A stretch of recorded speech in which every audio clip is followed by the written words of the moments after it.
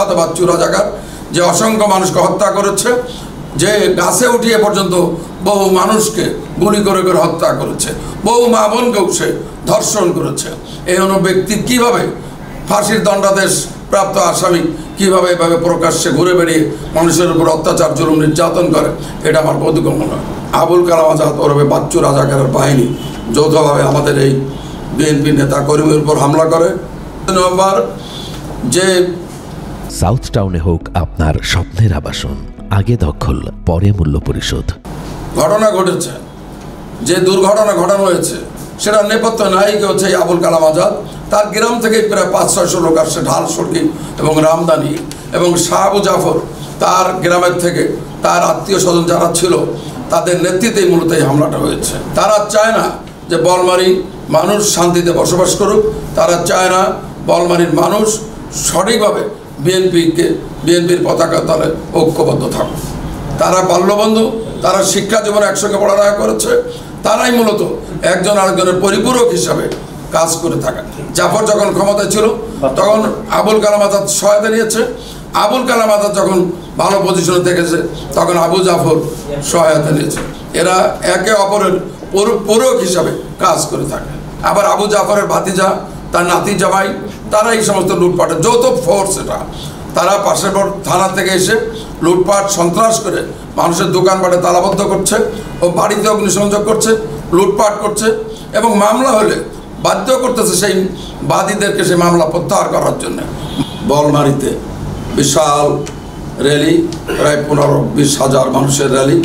সেই র্যালির উপর কিছু দুষ্কৃতিকারী যারা বলমারিতে নানা রকম মাদক ব্যবসা বাণিজ্য অপরাধমূলক কর্মকাণ্ডের সঙ্গে জড়িত, তাদের সঙ্গে আমাদের পার্শ্ববর্তী থানা সালতা থেকে প্রায় 500-600 মতো দেশীয় অস্ত্রশস্ত্র সুসজ্জিত হয়ে বস্তায় বস্তায় ইটের খোয়া নিয়ে এসে লোকজনের উপর আক্রমণ করে। মূলত এই সব যৌথভাবে এই মহড়ার ভিতরে যুক্ত ছিল। আপনারা জানেন বিগত দিনের স্বৈরাচারের দোসর বিএনএফের ভারপ্রাপ্ত চেয়ারম্যান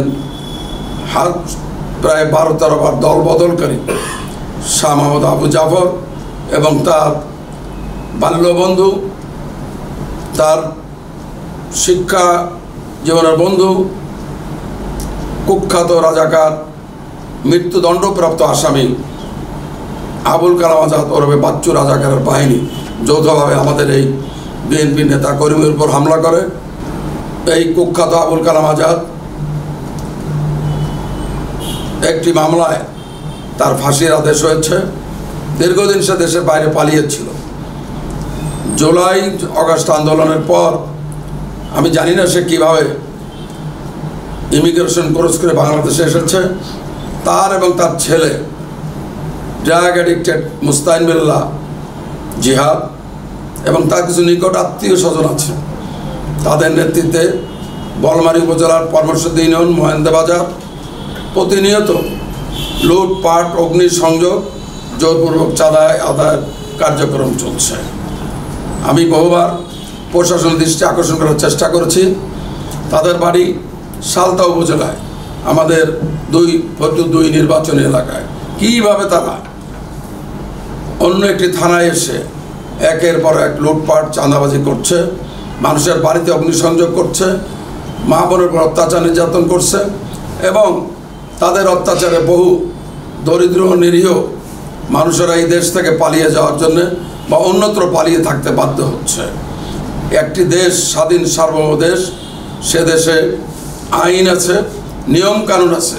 সামান্য একজন অপরাধী যেখানে পালিয়ে জীবন বাঁচাতে পারে না, সেখানে কিভাবে একজন মৃত্যুদণ্ডপ্রাপ্ত আসামি প্রকাশ্যে থেকে এই ন্যাক্কারজনক চাঁদাবাজি, লুটপাট, সন্ত্রাসী কর্মকাণ্ড করছে, সেটা আমার বোধগম্য নয়। আমি পুলিশ প্রশাসন, বিশেষ করে আমাদের বর্তমান যে ইন্টারিম গভর্নমেন্ট আছে, এই গভর্নমেন্টের প্রধান ডক্টর ইউনূস সাহেবের কাছে আমি আবেদন করতে চাই, স্বরাষ্ট্র মন্ত্রণালয়ের স্বরাষ্ট্র উপদেষ্টা ওনার কাছে আমি আবেদন করতে চাই, এমন অপরাধী যদি প্রকাশ্যে ঘুরে বেড়ায়, এমন অপরাধী যদি মৃত্যুদণ্ডের দণ্ড মাথায় নিয়ে একের পর এক অপরাধ করতেই থাকে, তাহলে তো এদেশে মানুষের আর কোনো আশ্রয়ের স্থল থাকবে না। এদেশে মানুষ কোথাও আর শান্তিপূর্ণভাবে বসবাস করতে পারবে না। 7ই নভেম্বর তারা যৌথভাবে বলমারিতে হাজার হাজার মানুষের উপর হামলা করেছে, বহু মানুষকে আহত করেছে, বহু গাড়ি জ্বালিয়ে দিয়েছে।